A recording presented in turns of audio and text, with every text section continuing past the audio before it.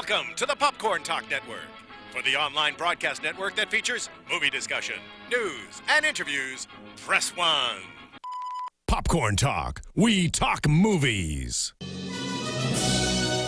Congratulations. On behalf of the Popcorn Talk Network, the online broadcast network for movie talk, and the Schmoes Know, you are now a member of the Jedi Alliance. May the Force be with you, always.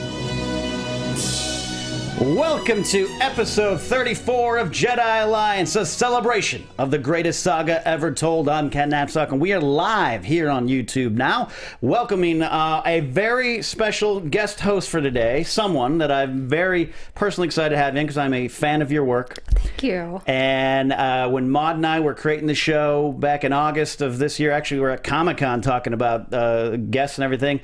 I didn't know you, but I'm like, there's this girl, Jennifer Landa. She makes Wookiee teenies.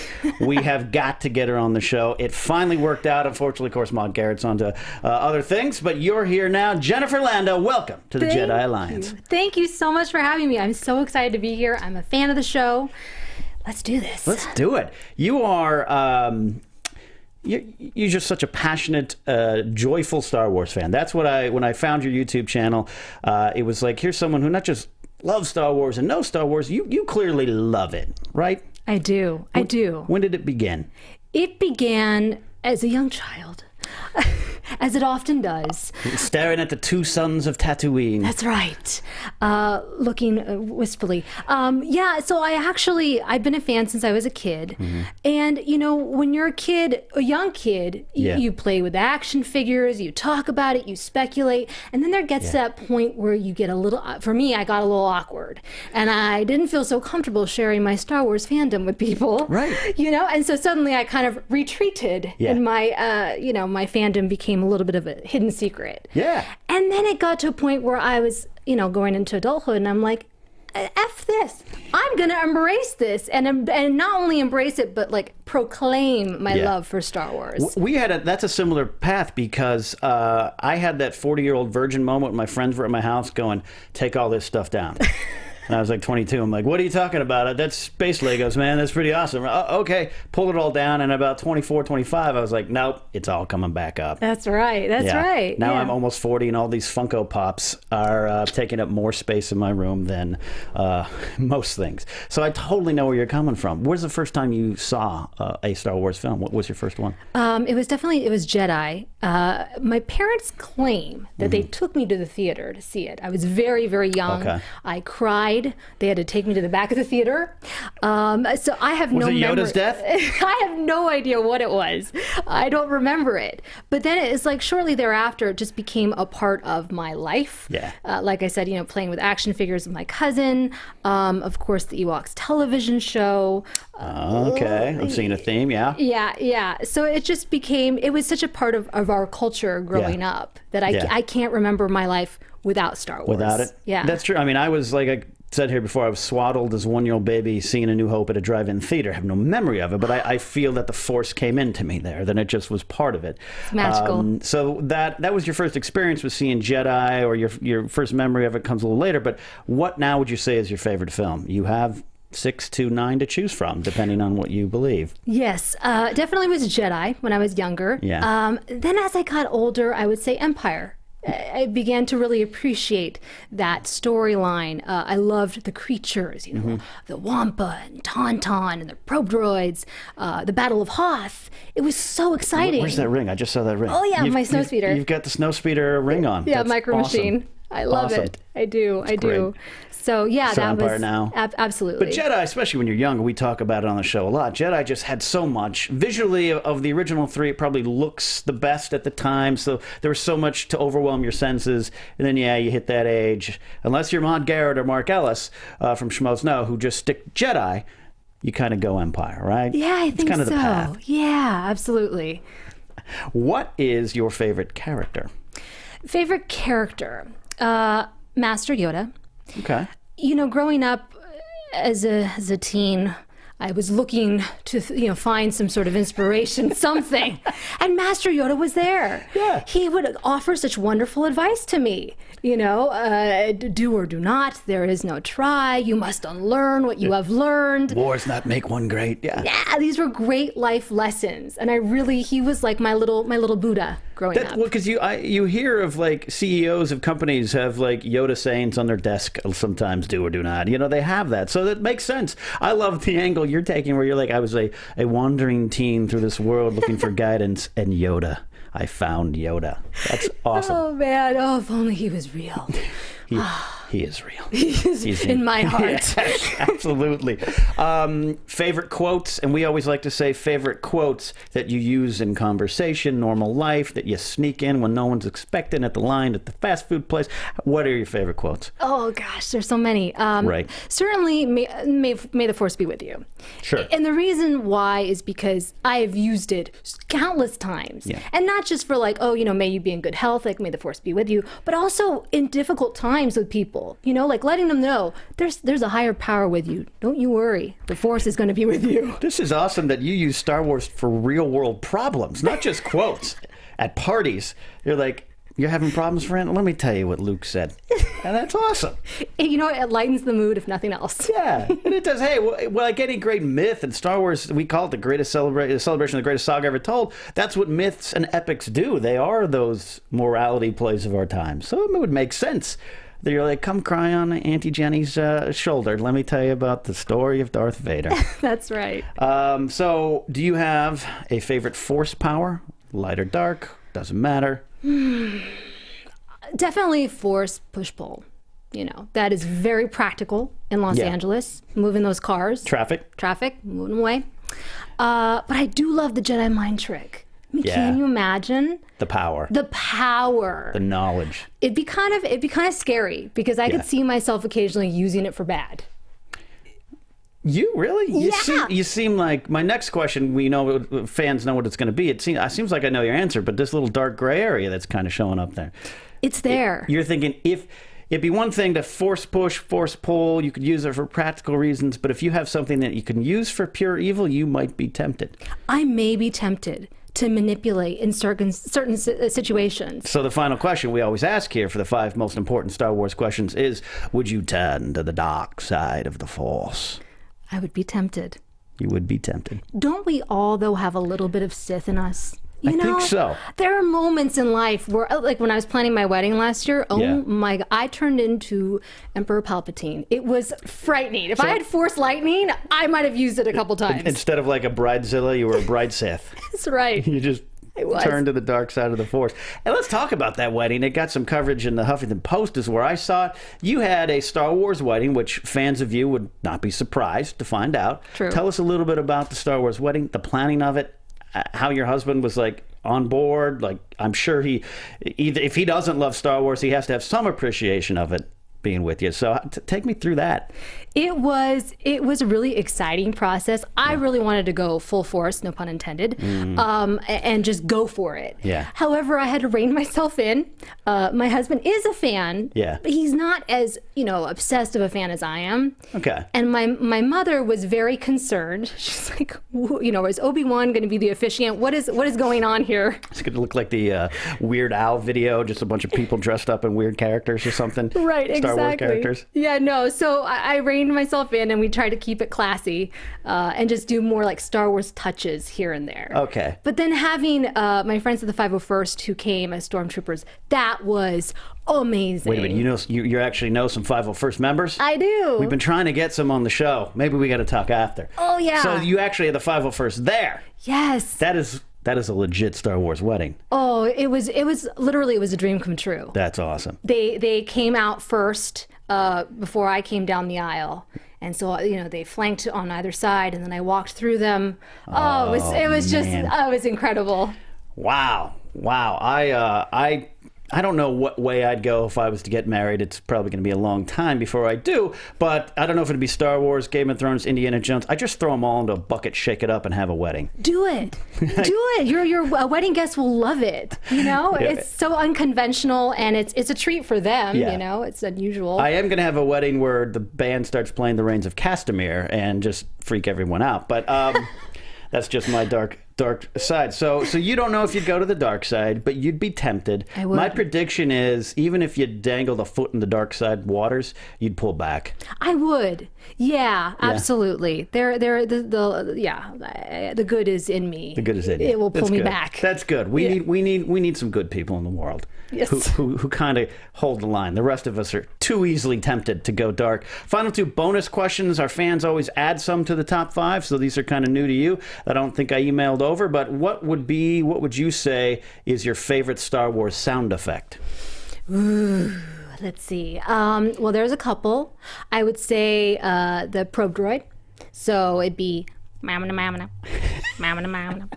I love that because that's a great answer, because one of my favorite little moments in Star Wars is when it's like scanner, and like you hear him say scanner. You're like, the droid said scanner. Right. Yeah, like Admiral Piet or Captain Piet's like scanner. It's scanner, everybody. That's great. Do it again. Do it again. Mamma. How many times have you practiced that by yourself in your car driving through traffic? Far too many. I love that. Far too many. And then, of course, it's not really a sound effect, but Jabba's laugh. Absolutely. Oh. Do it. Yeah. Oh. It's so deep. It's so... Yeah. And it's so expressive. It is. I always thought that's kind of an underrated part of Jedi is you finally see Jabba after all these years, the special editions not counting, and it's like, that's Jabba, that's the one we're hearing about, and he's just got that personality. He's kind of sarcastic. He's a jerk, but he's kind of like, I just want to party. That's what I love. He's my second favorite character. I love that aspect of him, that he just seems like, I want to be his friend, but I don't want to get on his bad side. Yeah. He knows how to live it up. Yeah, absolutely. And then what would you say, and you, I think, have a lot of choices, what would you say is your favorite Star Wars collectible item? Oh, my goodness gracious. Give me your gut reaction, your 2, your 3. The vintage action figures my husband actually gave me. They were his as a child. The complete set. Really? Yeah, and he gave them to me. That is the sign that you are to marry that man. So you chose well. Yes. I don't know. I don't have any of mine left, tragically, as everyone who knows on Jedi Alliance. I lost them in a garage sale of 1984 in a bad business transaction. I really wanted a skateboard. I don't know if I could do that. Really? But then again, I am on the dark side. Well. Some princess would have to come really steal my heart for me to be like, take it all. Take my Funko Pop. Though... it was well played plan, because now you're married, and I'm sure it's all under the same roof, and he still has access to the Kenner toys. There you go. Well played. It all worked out. Well played. So that is us getting to know Jennifer Landa, the Star Wars fan. There's no doubt she's a fan. That is her story. That is why we asked the 5 most important questions with a couple of bonuses. So now we're going to dive into our weekly look at Star Wars news. We call it From the HoloNet. It's our chance to talk about Star Wars news that kind of popped up since we were last on air. The first one, we kind of talked about the preview last week, but this week, the first issue of Marvel's Kanan the Last Padawan, written by Greg Weisman, was released, and it is next in the line of Marvel canon comics. Are you caught up on the comics so far? I did read The Last Padawan. Okay. I enjoyed it. Yeah. And I thought the artwork was beautiful. Yeah. Left us with a great cliffhanger. So that was exciting. Yes. So, yeah, I'm on board. Have you had a chance to read Leia, Vader, the regular Star Wars? I have not. Okay. I have not. I'm very behind. Well, get through it. Get to it. Oh, I'm trying. I mean, we've talked about it here. I think they're doing a great job. The comics, for me, are doing a little bit better job than the novels, so I like Tarkin. Everyone knows I don't like New Dawn. I stand by that. But Kanan, the Last Padawan, for me, is the next to the issues issue 1 and 2 of Vader. It's my favorite of the new ones so far. Really? Now you haven't watched Rebels in depth yet, right? I have not. No. Yeah. But that's the cool thing about the comic is that even if you haven't seen the show, you can still get into the story, right? Which I appreciated. Although I believe the first page is a kind of a throwback to the show, right? And it has some great artwork on Sabine and Hera and Zeb and all those guys, all those characters, the crew, the Ghost from Rebels. And I really like the designs there, and it's kind of a flashback with Kanan. And for me, it just, what I really liked, and I talked about it on my supplemental Star Wars show, Spotlight Star Wars, which is on the Napzok Files podcast feed. I went into this weekend talking about what I liked, and you mentioned the cliffhanger ending. We won't spoil it, but I love that his Jedi Master, Depa Billabab, which is one of the weirdest names, but they chose that character. She was in the Phantom Menace. I love some of the stuff that she questioned the Jedis on. Yes, I agree. The taking title and rank, that she feels it was a mistake. The Jedis, they could lead the clones, but to actually get involved to the point where they're generals kind of maybe went against the Jedi Order. Yes, I like that. I like that conflict is there, and I'm assuming that will play out throughout the series. And kind of feeds into Kanan. Yes. Or at the time Caleb Doom before he becomes Kanan. Right. But I love the gray areas in those Jedis. Mm-hmm. I like. And so funny, I think most Jedis who kind of rise to prominence in the stories all have those gray areas, but they talk about the Jedis who stay on one side and this and that. But Zypha Diaz and Quinlan Voss and now Kanan Jarrus, to me, is one of those Jedis who likes a good drink. Maybe he's dated a few women in his past, and he's still a Jedi, still trying to find his way, and I like to see where it began. Yes. And that cliffhanger you mentioned, it's pretty damn good. I know. I'm excited. Have you had a chance to read New Dawn yet? No, you have not. We talked about it. I have not, but I know your feelings on it. But you're going to read just to see if I'm wrong, right? No, I'm going to read to see if you're right. Man, I think I am. I have a feeling you will be. Maybe. So Kanan, of course, is out right now in comic shops. I highly recommend it. Like Jennifer said, the artwork is great. We got the picture up of Kanan and his master, Depa, with a dude teaching him lightsaber. My lips stick, and I say saber every time, and I sound like I'm 5 on the playground. His lightsaber, that teaching him kind of the different styles. Do you know any lightsaber fighting styles? Not really. I can pretend. That's all you need to do. I pretend. Yeah, exactly. That's all you need to do. It. Yeah. Hey, you make Wookiee teenies. That's all I need. A couple of Wookiee teenies, and I've been really good. How did you stumble on the Wookiee teenie? How did you create? Did you create that? Yeah. So again, guys, I want you to not now during the show, but go to Jennifer Landa's YouTube page. She's got so many great Star Wars stuff up, and some other stuff too. But Thank you. The first thing I saw was you making this Wookiee teenie. I want one. I should have had you maybe make it here. Maybe next time. But how did you stumble upon it? How'd you do it? I was trying to come up with Star Wars drinks that would be fun, like actual cocktails from the Star Wars universe. So I was like, what would be an interesting cocktail? And it's basically chocolate and vanilla. It is delightful.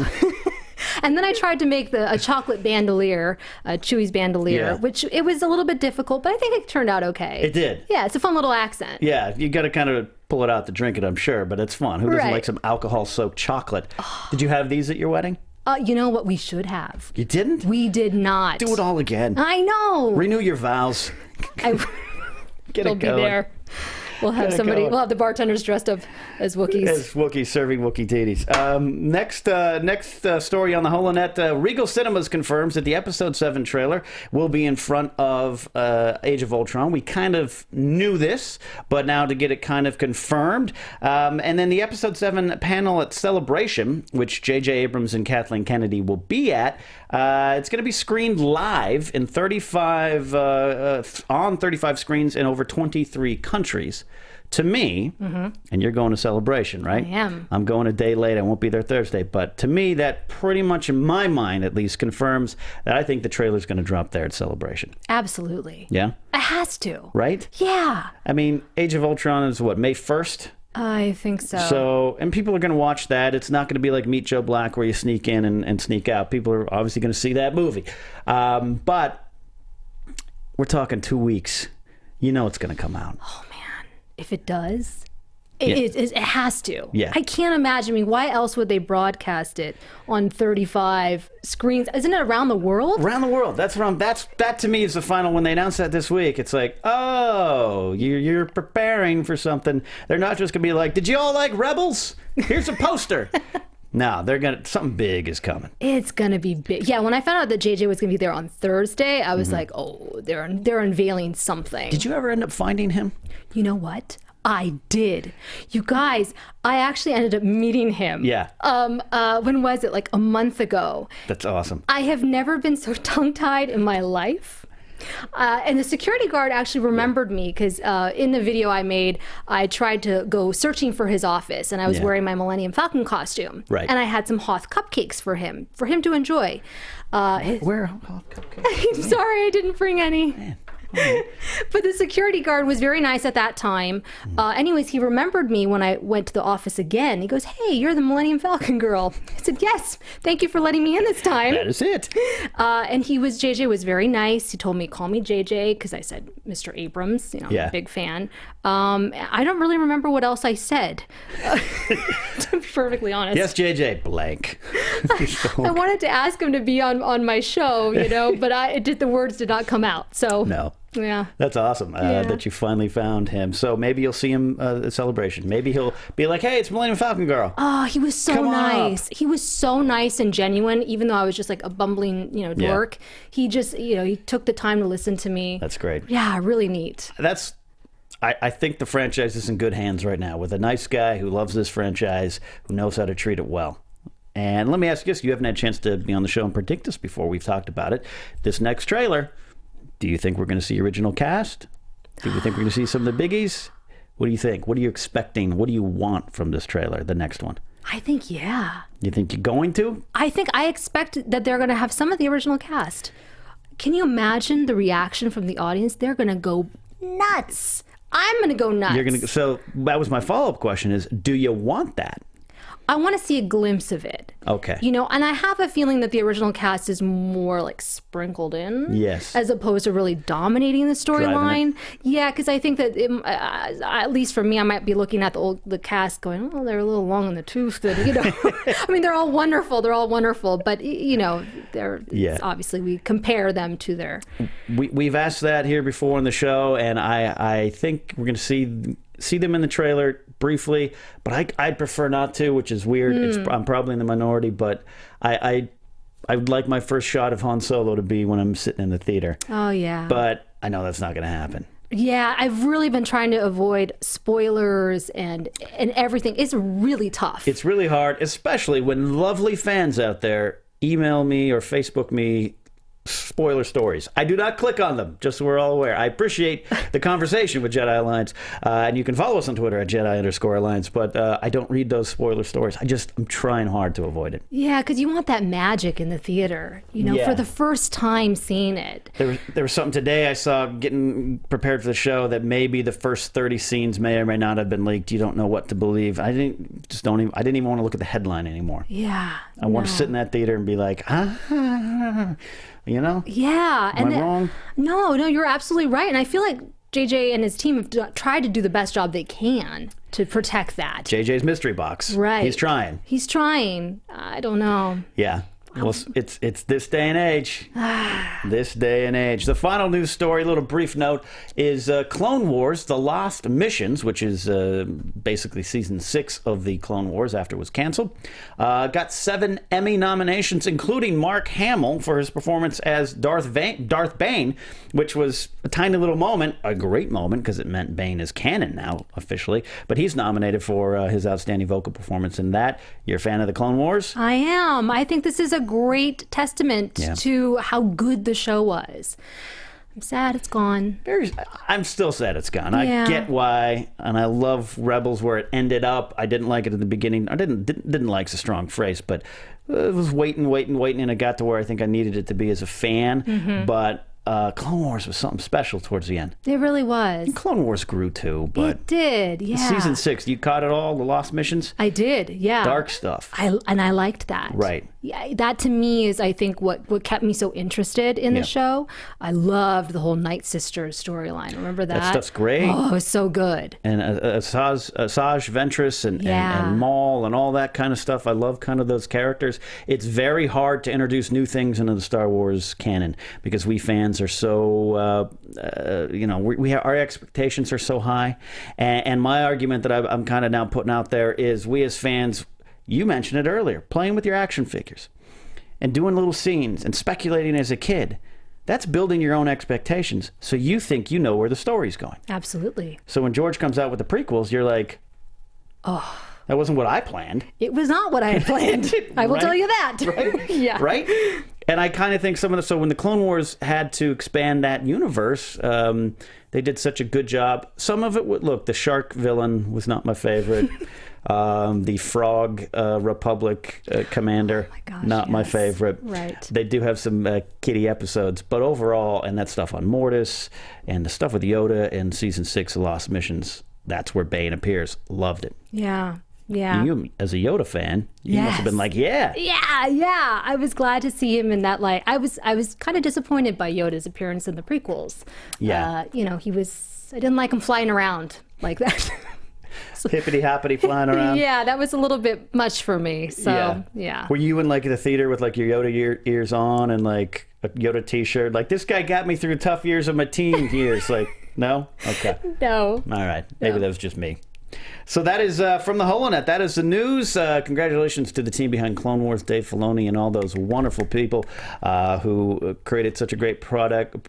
Me and Matt Key, who hosts the Marvel News Show here, we tell the story at Comic-Con this year. We were at the Zach Levi's party, the brand, I forget his brand, Nerd HQ. We were at the party there and ran into Filoni, and Matt and I might have had a little bit of Wookiee teenies in us. Oh. And we cornered him and drunkenly were like, hey, how does it feel to have some better than the prequels? And he was like, and we're like, no, man, it's better than the prequels. I love Clone Wars. And but he took it like a champ. His friend was laughing, going, he gets that all the time. Oh, my gosh. We're like, well, of course you should, because it's better than the prequels. And then we were asked to leave the party. I'm kidding. No. So congratulations to Filoni and team with Clone Wars. So, are you ready? Oh, I'm ready. You ready? Uh-huh. Now, last week, with my co-host Joe Ruggiero and our special guest Joseph Alvarez, we dived into what to date is our most controversial Star Wars topic. We discussed racial diversity and gender equality in the Star Wars universe. We started the conversation, and it ignited a little bit of, shall we say, strong talk in the chat rooms. And I myself lost my cool a little bit. I apologize to any fans, but it was controversial, even above the Defending the Prequels episode with Joseph Scrimshaw. But I think this one, Jennifer, might end up being one of our more controversial topics. It is a look here in Forced On at the Ewoks and Jar Jar Binks. Now, I asked you, Jenny, when you come on the show, what do you want to talk about? You can talk about anything in the world. You did not hesitate. I did not. You were like, oh, we're talking about the Ewoks and we're talking about Jar Jar. Now, not necessarily to defend one or the other. I'm totally unaware of your take. And you are going to lead this now. You're going to lead me to what you want to say right now here in our favorite segment, Forced On Ewoks and Jar Jar. Okay. Well, boy, that's... Pressure's on. Yeah, pressure's on. You know, I thought about this topic because I have encountered it a lot where I say I love Jedi and they're, I like the Ewoks, and it's like... Reaction. Huge reaction. How could you possibly? The Ewoks run Jedi. They were terrible. They're mini teddy bears. People are angry. Yeah. And then likewise with Jar Jar, when I actually attempted to blow him up in one of my videos, That's right. The action figure, and people were very angry. They love Jar Jar. So it kind Really? Yes. There are huge fans of Jar Jar out there. Like, are we talking like ironic Silver Lake hipster Jar Jar fans, or we're talking like, because I was at WonderCon this weekend at a party and there was a guy had a Jar Jar shirt on, and it clearly was, he was like, yeah, that's right. That's what I'm wearing. Right. Yeah. I didn't believe him. But you're saying you've actually encountered people like, I get we've encountered prequel fans, but even the prequel fans are like, well, you know, Jar Jar. But No, I think it's also I've noticed like a younger generation who they saw the prequels when they were kids, so they thought that Jar Jar was hilarious. True, Piosa. He steps in the Bantha Poodoo. It's hilarious. And that really got me thinking. I'm like, is this a generational thing? Like that I just don't like Jar Jar because I was older when I saw him. So I really started to try and break down what purpose does Jar Jar serve in the prequels? What purpose do the Ewoks serve in Jedi? That's a smart way to look at it. And from there, I would try and be fair. And if Jar Jar served a good purpose, well, then I'll have to accept him. But there's no try. There's just do or do not or get out of the room, right? Yes, so this is true.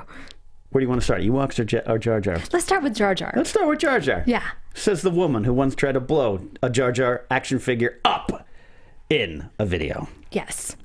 So with Jar Jar, what I think is interesting is he's actually introduced 10 minutes into the Phantom Menace. Right. So my problem with that was, I'm watching Phantom Menace. The tone is being established. It's very serious and kind of dramatic tone. A lot of paperwork being filed already. Yeah. Yes. And then all of a sudden you get this ridiculous comic sidekick kind of clumsily enters the scene. And I'm like, what is this? Right. Right. So for me, it kind of disrupted the whole tone that the film was establishing. Mm-hmm. He also did the Full House saying, "How wooed," which really, that kind of threw me over. I was like, oh my gosh, what is that? That wasn't his first line, but that was the first one that stood out to me, like, oh no. Yeah, they went there. Yeah. Yeah, so that to me was kind of the problem. And I think that having comedy and comic reliefs in Star Wars, we saw that with R2 and C-3PO, who brought definitely some comedic elements to the film. Right.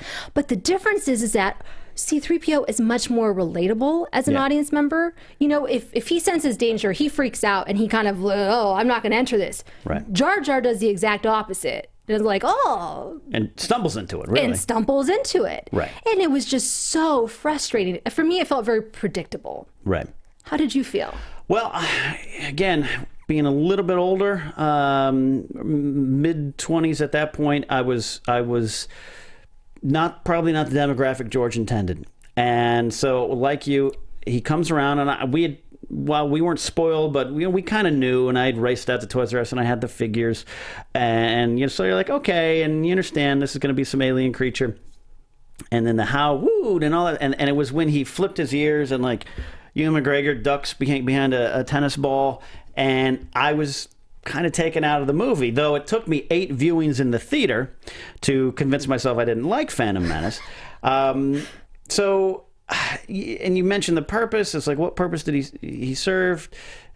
Does he tell part of the story to something? And I still can't figure that out. And though I've come to appreciate the prequels for what they are, we've discussed this on the show a lot, and we will again, and there's a lot of things I really do like in the prequels that I'm not being ironic about.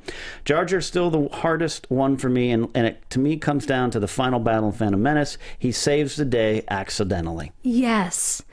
I just did not feel comfortable with all of this. Yeah. I never really rooted for him. Yeah. I think that he's supposed to be somewhat of an underdog. Yes. I just didn't like him. I found him to be extremely annoying. Right. And then to win by chance. By accident. Hey, Jar Jar, take the blue ball. And he's like, that's from storytelling, from writing. You want your characters to make a choice to overcome something. And he just tried to hide and got caught, and all these blue balls go down and take out the Republic. So, yeah, it took me out of it, like everyone. Now, look, I feel very sorry for Ahmed Best. Oh, yeah. Who did actually a pretty good job of groundbreaking, motion capture acting. Right. And you watched, you've seen the prequel, the Phantom Menace documentary on the DVD of Phantom Menace, right? Mm-hmm. The one has no narration. It's spectacular. We've talked a lot about here. I watched it again the other night, just kind of in preparation for what I knew you were going to bring to the table here. And Lucas, early on, says things like, there's never been a character this funny in the Star Wars universe. There's never been this much humor. And it all hinges, at one point he says, and I'm quoting as best I can remember, George says, it all hinges on Jar Jar. He's the most important character, technically, and also just storytelling-wise. Like, this had to work. And you're looking back going, oh, no. I don't see it. I just don't see it. Is there anything that Jar Jar did in the Clone Wars or his brief appearances in the other two, and the brief appearance in Sith, anything that he ever did to kind of lessen your confusion about him or No, dislike? even when he was just appeared quickly in a scene, he took me out of it. Right. You know, his voice, and Ahmed Best, you know, I think he's a great actor. Right. But his voice was just, I just feel like I was the wrong audience. It felt like he was playing to 5 and 8-year-olds. Which is fun because, not to jump to the Ewoks yet, but one of our regular contributors, Joseph Scrimshaw, has pointed out several times he's a couple years older than me, and I think even Chris Taylor mentioned it when he was on. They were just a couple years older, so when they sat down to watch Jedi, the Ewoks had kind of started. They didn't go right from the get-go. They didn't go for it. Whereas a kid, one of my all-time favorite moments in Star Wars is when C-3PO sits up and they're all bowing and he's trying to speak, and one Ewok turns to the other one and goes, "That guy's wise. He killed me." Like, that was hilarious. Right. You know, now I'm like, right. yeah, well, okay. But so I can get it. I can get stepping in Bantha Poodoo might attract a 7-year-old's attention. It was just that slapstick comedy that really just, it did not seem to fit with the world of Star Wars. I mean, there's a lot of slapstick comedy in the original trilogy. And even in Jedi, there are some really kind of silly moments. Fett dying and then the Sarlacc pit burping. Come on. Or I should say, quotation marks, Fett dying. Yeah, Fett dying. We don't know yet. Right. But yeah, so I just feel like the prequels had already kind of started off. It was just very serious, and then all of a sudden you have, hello, and maybe that was it too. Which I saw someone on some comment board that said, you know, the problem with Jar Jar is that he had that accent, which I know that the accent and there's a whole controversial side to Jar Jar. Yeah. Whereas the Ewoks spoke a different language completely. So there was no like real comparison to something of our world. Yeah. You know, whereas Jar Jar, I could not help but feel a little bit uncomfortable about perhaps a stereotypical portrayal. Yeah. You know, a caricature. Yeah. That was definitely there for me. Definitely was. And what do you think? Chris Taylor, in his book, How Star Wars Conquered the Universe, please, if you haven't already, there's a favorite book here. Go out and get it. Chris is great. Please support him. He had the first draft of the Phantom Menace trailer, Phantom Menace script in his book, and it's out there to find on the internet. The first draft, Jar Jar is a kind of wise mentor with no humor. Can you imagine? Would you have liked that? Absolutely. So you could imagine that kind of purpose to the story then. Yes, that to me would make so much more sense. You know, we want to root for these characters, and just having this kind of clown and buffoon, it just made me frustrated as an audience member. Yeah. You know? And you mentioned Jedi, and that's, Jedi, I always say, if you watch it, even the original version, it's a harbinger of things to come because there's a lot more slapsticky humor in that. Ewoks aside, there's the Fett stuff and Solo and 3PO when he's tapping him on the shoulder, which is a fun moment, but I don't know if that would have been in A New Hope, and it definitely wasn't in Empire. And there's some great funny stuff in Empire and New Hope too, you know, walking carpet and all that kind of stuff. It's the dialogue interplay. So in Jedi, the burps and this and that, I always say one of the best shots of Phantom Menace is before the pod race when they got all the flags and there's this majestic music playing and 3PO's carrying the flag. The next shot is some creature farting. You had for a moment. And it just diminished it. And Jar Jar kind of came from that place. Yes, exactly. So I don't know. Maybe there's people out there that really like him because they have that nostalgia, which I understand as an Ewok fan. I'm looking on the chat room. You guys are chatting great today. I have been watching with one eye, and Commander Grimm says, "Hey, if Jar Jar had been less, quote, comic relief, it might have been all right." I Am Ninja Panda says, Jar Jar Binks almost ruined the Clone Wars. And I agree. There were some episodes when I recommend Clone Wars to people who haven't watched it, I'm like, you can skip over the Jar Jar stuff if you want to. Even season 6, Lost Missions, there's 2 or 3 Jar Jar episodes. You got to move past those. Kyle Harlow says, hurry up, Goldenrod, you're going to be a permanent resident. Yes, that is funny. Great humor from Empire. Not so much of the Yousa. So yeah, I'm trying to find. I'm watching. I can't. I haven't found anyone. Again, ironically or sympathetically. Again, I'm at best. I want to. If I ever see that guy, I'm giving the guy a hug and say thank you for what you did for the Star Wars universe. You dived in, and he had a little non Jar Jar spot in Sith. Not that guy's fault. He did what he did. It's not what he's supposed to. Yeah, can you imagine? I would feel terrible if people felt like, oh, you ruined the prequels. Well, it's like the Jake Lloyd stuff. That kid is he has turned into a very seemingly, I don't know him, but you see these videos where he's very bitter, sullen. He should be, because we all treated him very badly as fans. Like it was this 8-year-old's fault. It's not his that fault. He was supposed to say, "Are you an angel?" Like, come on. I know. Even the great actors in the film came across a little stilted. Right. So right. When you got Liam Neeson falling asleep mid-sentence in some of the stuff, that's Ewoks. Take me to the Ewoks. Now, see, this is where I am biased, because I have that nostalgia growing up. Sure. I loved the Ewoks.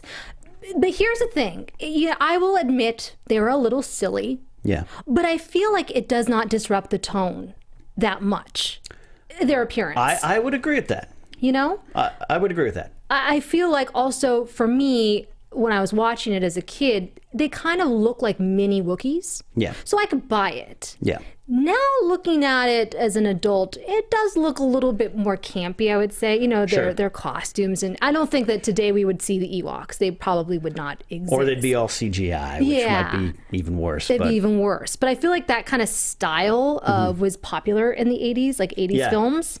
So I could get behind that. And are you a fan of Ewok Caravan of Courage and the Battle of Endor? Oh my gosh. It's been so long since I've seen that. But I loved the Ewoks cartoon. Yeah, right. And you mentioned that. Yeah, and the Droids cartoon, but the Ewoks cartoon was great. Yeah. And I myself, I'm on the cusp. I love them. Like I said, I love them. That guy's wise. It kills me every time. All that stuff. You're my friend when Wicket says that. I love all that stuff. As I got older and I watched it, a little bit, it's like, can I see their zippers and their costumes? But there's still stuff I love. When we used to do the End Memory segment where we'd end every show with a tribute to a fallen character, which we might bring back, but we did one to Nanta, the Ewok that died when the AT-ST shot him. And what a sad moment. There's some humanity to those characters. Yes, and I love Warwick Davis has talked about his portrayal of Wicket and how he kind of nailed it. Yeah, where he 11 was years old. Can you imagine? Yeah. And he kind of mimicked, he said, his dog at the time. Yes. And that really, to me, made the characters so relatable. I could see that being a real thing, the Ewoks. Yeah. And also they were fierce little warriors. They were very fierce. Yeah. And there they were, the underdogs. Yeah. If they actually served a purpose, they helped the rebels defeat the Empire. The rebels needed them. They needed them. Yeah. And I read that originally George Lucas did want the Wookiees. Well, he wanted a primitive race, right? We've all grown up with that theory. Yeah. And I see some people in the chat room. But remember, it's kind of come to light, especially again, read that book, How Star Wars Conquered the Universe. That was more from the first draft of A New Hope or the big Journal of the Wills, and that it never really was intentioned for Jedi, but it just kind of grew as an urban myth we all grew up with. That the Kashyyyk and all that kind of stuff might have factored in. And it's kind of one of those things that's fun to be a Star Wars fan. You don't know what's true or not or what really was going to happen. You only know what ended up on the screen. But we get to see Kashyyyk in the prequels, one of my favorite sequences, that it was very short, but would that have had the same impact on the story, though? These big, ferocious beasts that we know can rip arms out of socket. Right. It would not have been as triumphant, I don't think. Right. Absolutely. It really, and especially as a kid when you're watching this, the Ewoks are almost, they're small. They're like kid size, And so it really felt like, wow, these guys are taking them on. Isn't this incredible? It felt like as a kid, I could maybe do that. Right. It really drove home the low tech over the high tech. Right. And you know what? I get it. It seems like, why would a stormtrooper die when an Ewok lightly taps him on the head with a stick or a rock? Right. But you can kind of escape in that stuff. And the Ewoks, maybe they're not as primitive as we think. True. They're pretty vicious. Mm-hmm. They were going to kill and eat Han, as we determined that they're not technically cannibals, that that's not their own species, but they're definitely like their meat. Right. They're smuggler meat. I also want to give them credit for being damn fine seamstresses, because they built that dress for Leia. They did that pretty quick. That's pretty amazing. And they did her hair. Who was the Ewok that did her hair? Right. That's the deleted scenes I want. Is some like Ewok seamstress like measuring things, like making stuff. Oh, I love it. And they knew how to. They just needed maybe a rallying cry or some rebel leaders to take them to defeat their imperial overlords. Yes. Yeah. So I like them. What are some of your favorite Ewok moments? Oh, I do love that first moment where Leia encounters Wicket. Yeah. It was just like, at the time I was so young, I didn't understand there was a person in that costume. Sure. I was like, how are they doing this? How do they get this bear to talk? This is amazing. Is it a puppet? What is it? But yeah, that moment, I loved that. Yeah. I loved that. That's a great. There's that guy's wise. You're my friend, and also when Wicket goes, and like says, like he's whispering, like I want to translate. Yeah. Right. You know what else I loved? Yeah. Which they changed. Yeah. I loved the Ewok celebration, the Yub Nub song. Yub Nub. That was Tommy the way to end Steinbrecker it. just said Yub Nub here in the chat room. Absolutely. Yub Nub. Yeah. And they're playing. And they're vicious. They're conquerors. They're like the Lannisters. They're playing the helmets of the stormtroopers they murdered. Yes, and they're great musicians too. I mean, yes. As a child, and again, now the nostalgia's coming out, and maybe there's people out there who are like, I would have loved to live in Gungan City, and said, I sure want to go through the planet core. But I as a child, really had dreams at night of, what if I could live in the Ewok village? Can you imagine? Right? Oh my gosh, it was like the ultimate tree house, you know? They just were living amongst the village and the trees. And as a kid, like, super tree house is all you wanted. that was all I wanted. And that medicine man, they told stories at night. Logray. Yes, He's kind of an Logray. a-hole. He's kind of an a-hole, too. John Roca pointed out on the episode 2 weeks ago where he's like, yeah, they make this, Leia comes out, or they just made this dress for her, and she makes this appeal for her friends, and Logray's like, and 3PO's like, no, they're my friends, and Logray's like, yeah, no, keep killing them. Like, we're going to eat this guy. Like, what are you doing? And then Chief Chirpa, like, best thing, I know the characters' names. Right. And Tebow, Wicket, of course, we know, and Nanta, may he rest in peace. One of the saddest moments. It's such a short moment, and yet Yes. that was devastating as a child. Because in Star Wars, it's not like when I grew up in the 80s with Robotech, I was conditioned that some characters die. Roy Fokker dies 11, 12 episodes into Robotech, and he's this main character, and he dies, and you lose him. As a kid, that was something new. In Jedi, or in the whole Star Wars franchise, other than Obi-Wan, really, is there anything impactful in terms of, yes, Biggs and all these guys, but that was like death in your face. Yeah, it really was. It wasn't the a ship price of just war. blowing up. Yeah. Yeah, absolutely. Yeah. That plaintive wail. I know. Oh, I'm going to make you cry. I'm going to God. start crying here, Oh, too. jeez. What else about the Ewoks? Keep talking. This is great. Your passion for the Ewoks runs deep. I can tell. Yeah, it does. I don't know, but I think what fascinates me is how people hate them so much. Yeah. And I don't understand. And it's grown a little bit. Like, over the years, it's become kind of cool to bash the Ewoks. I think you're absolutely right. Yeah. And I know on our other friend, Christian Harloff and Maud Garrett and John Campea went off on an Ewok rant that I very much agreed with, about how he kind of was defending the Ewoks, about, hey, enough with the Ewok bashing.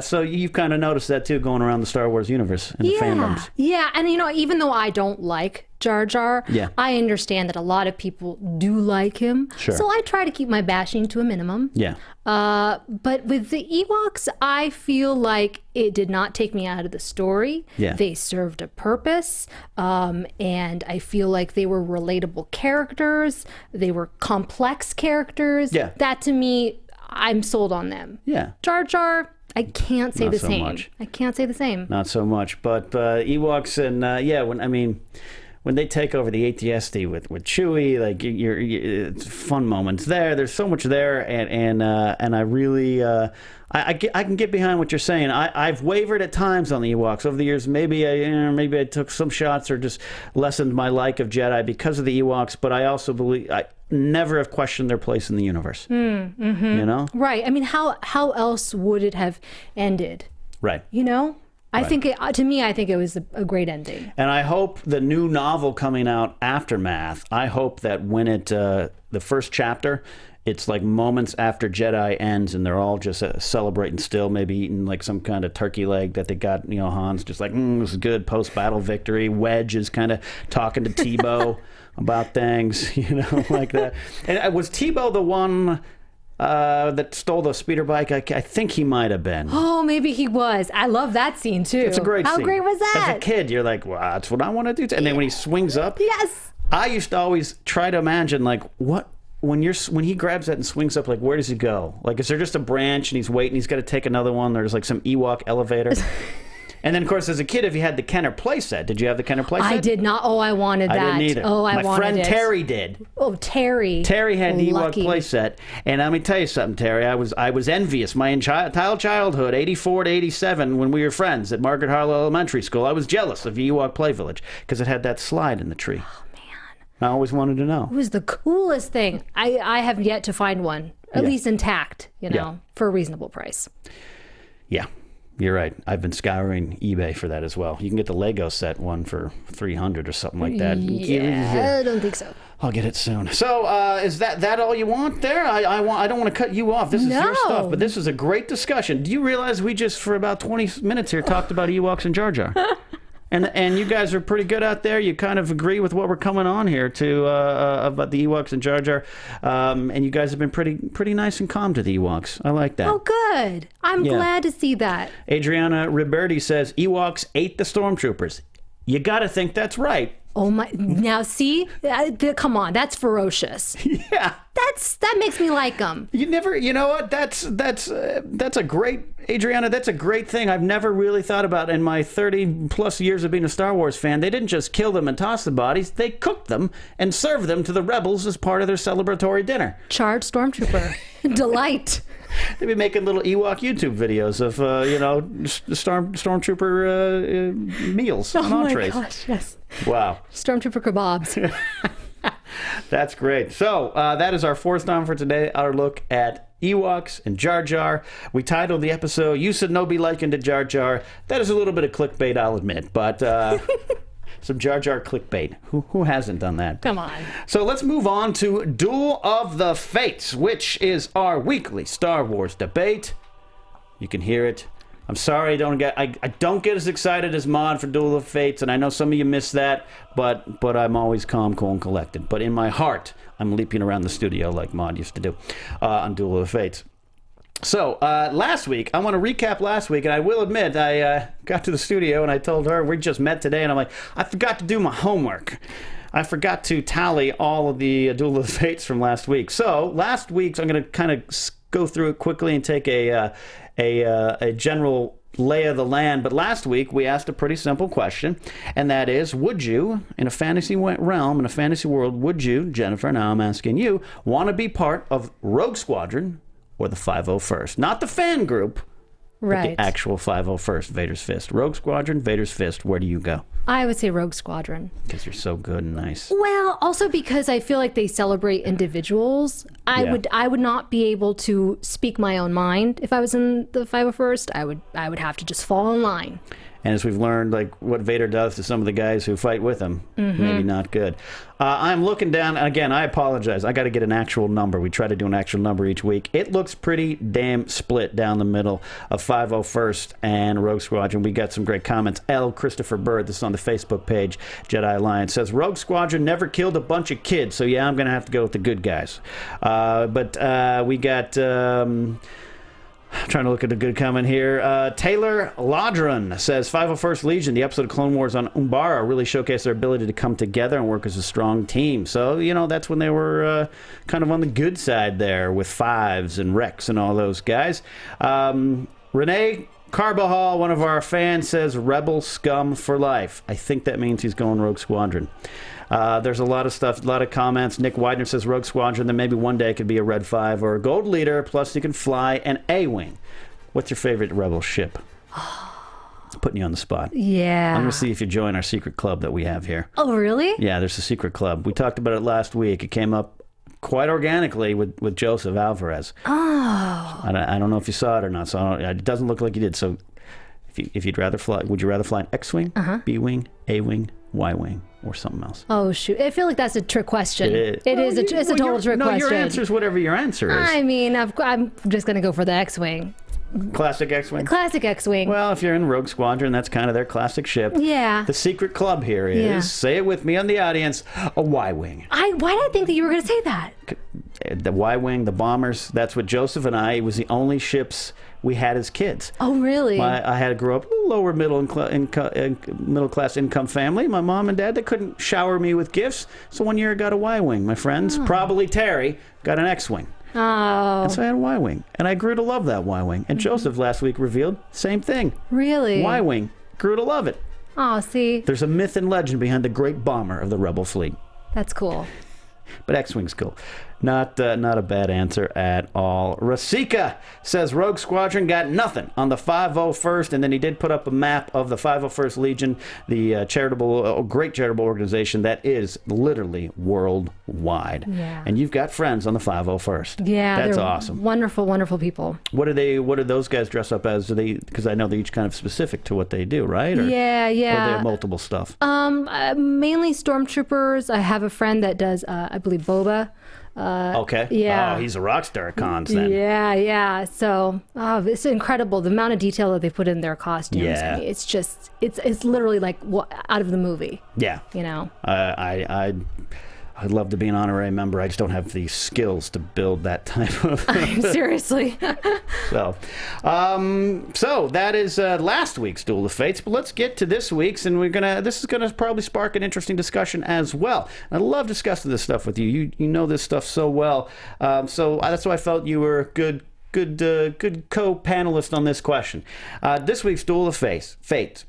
What is the more impactful twist story-wise? And that is key. Is it Vader revealing himself to be Luke's father, or is it Leia being revealed as Luke's sister? We can all agree that Vader revealing himself to Luke in Empire Strikes Back, culturally and pop culture-wise, is the bigger one. That is a twist for the ages in movies. But we're talking story-wise. Is it Vader saying, I'm your father, or is it Luke learning that Leia was his sister? Which one impacted the overall story, which could go into episode 7 too, the most? What do you think? It's a wide open, it is a tough question to answer. I mean, definitely I would say Vader revealing that he was Luke's father. Okay. That to me, it was like a Shakespearean or Greek tragedy. You know, when you have that father and son dynamic, and then seeing Vader die, oh my gosh, and when he took off his helmet, and you see this broken man who is lying there and literally suffering because of his bad choices, dying in his son's arms. Oh, man. And in the novelization, the one that came out at the same time the movie, that scene is very... It's different. Have you ever had a chance to read it? You know, I don't know if I have. If it's been a long time, do yourself a favor. And it's a short read. It's Star Wars, but it's short. But when Vader dies in the book, and how many times can you say that in the Star Wars universe? Like, it's not like Game of Thrones. Well, in the book, it is a heart-wrenching scene because he's describing what he's seen, and then suddenly he feels Luke's tears on him, and he thinks it's like rain and sun, and he's seeing things with his own eyes for the first time, and he doesn't really know what he's looking, because he's dying. Wow. So you go through this thing where Luke is crying on his father, and Vader is feeling the tears, and he thinks it's like nature, and he's outside of his helmet for the first time. It is a great scene. Incredible. That is incredible. I mean, the stakes. It raised the stakes for their last battle. Right. I mean, because they were father and son, good and versus evil. That storyline is legendary. Yeah. Luke and Leia, the brother and sister, that kind of confused me as a child. Confused a lot of us. It confused me. I also love Mark Hamill, so I was like, how could she not? This is just weird to me. Right. But I felt like it was more of a B storyline, and mainly because there was no payoff. Like, we didn't get to see Leia develop her powers, really. You know what I mean? Like, I wanted to see more of that. Yeah, gotcha. Right. Maybe. Okay. I'm not just doing it to be counter here. The reason I wanted this on the show is because it's kind of what I think. Everything you're saying is right about the Vader thing, and it's huge. For me, I'm going to go with Leia being Luke's sister because it drove Luke it took his character to the point where he was finally prepared to defeat Vader, and in that death brought what we at the time believed was balance to the Force. So even though I agree we only had a short time period with it, and I think Vader, being the father, drove so much of Vader's character, and with the comics, that's where you got to take a look at the Darth Vader comic that's out, because it goes into that drove Vader for sure. But to me, story-wise, and I don't know if you can go wrong. Yeah. That's why this is a tough one, a tough Duel of Fates. But for me, it drove us to the end of that story. And again, it's going to be extended. We'll see what Luke and Leia are, where they are now. But for me, it got Luke over the edge, the final push he needed to leap out of the shadows and kill his father. That's a really, really interesting way to look at it. And now I can totally see your point. Right? It's kind of a tie. It's kind of a push. Yeah. So that is why we debate it here on the floor and bring up our points, but we put it out to you. So we will post that tonight on the Jedi Alliance Facebook page, and then you can go there and comment, and maybe next week I'll actually do my homework and tally it up, and I'll read comments there, and you can also join the conversation on Twitter at Jedi_Alliance, and include us in the conversation if you want, at Ken Napzok and at Jennifer Landa on Twitter, and we'll talk to you during the week, and next week we'll give the results and go into Duel of Fates next week. Now, next week, Mark Riley is filling in for me, as I will be in Las Vegas with Arkansas Dave Rudabaugh, and I will be there for 4 days, so I will not be in studio. Mark Riley from Schmoes Know and Meet the Movie Press will be holding the floor quite well. We're going to be planning some fun stuff for that. Other shows coming up. We've got a celebration breakdown, and on May 4th, I can confirm, and I'd like to invite you to it. If you want to come back, May 4th, we're going to have plenty of people here for a long, extended edition, because our show is on Monday, May 4th. May the 4th be with you. We are going to celebrate Star Wars like we never have before, with a lot of returning guests and panelists, and it's going to be just a long, about 2-hour show of Star Wars celebrating. That sounds so much fun. So clear your schedule, kid. Yeah, I'll be there. Blow this place and go home. So that's coming up in the next few weeks here on Jedi Alliance. Jennifer. Yes. This has been fun. That's been a blast. Did you have fun talking a little Star Wars? I loved it. This is great. This Thank is great. you. And hopefully we'll see some more of you here in Jedi Alliance, because you are a great fan, that I know. But to dive in deep on Ewoks for 20 minutes is a skill not many people have. I don't know whether to be proud or ashamed. No. Proud. Now, you will be at Celebration, correct? I will be, yes, yeah. You going to be there the whole run? I'm hoping so, yeah, definitely Thursday. I'm going to try and get into the JJ panel. I doubt it. I know him. Yeah, right. I searched for him and I found him. Millennium Security. Falcon dress. Millennium Falcon girl, get her out of here. So let's run into each other there. Let's do that. Chris Taylor's coming down. The Schmoes Know crew's there. Maude Garrett's going to be there. It's going to be a big Star Wars party down there. I was just there for WonderCon. There's scoping out all the bars for this one. It's going to be fun, man. So I'm glad you're going. Yeah, me too. We can get you there. So tell us where to find you, where to follow your stories, where can they see the Wookiee Teeny. Take us through your social media connections. Sure, you can find me on Twitter at Jennifer Landa, youtube.com/Jennifer Landa, and I also have an Etsy store, which I just relaunched with my Micro Machine jewelry. It's etsy.com/Rockets and Rainbows. And that's it. Those things go together. Yeah. They do. Again, great. So thanks so much for coming on. Thank you so much for having me. No, this has been a blast. And Jedi Alliance, of course, will be back next week with Mark Riley. You can watch the show on YouTube by going to youtube.com/Popcorn Talk. Subscribe there to get the entire lineup of Popcorn Talk shows. There's so much to choose from, like Profiles with Manson Malone. They just had Michael Douglas on the show calling in to talk about Jack Nicholson last week. Big show.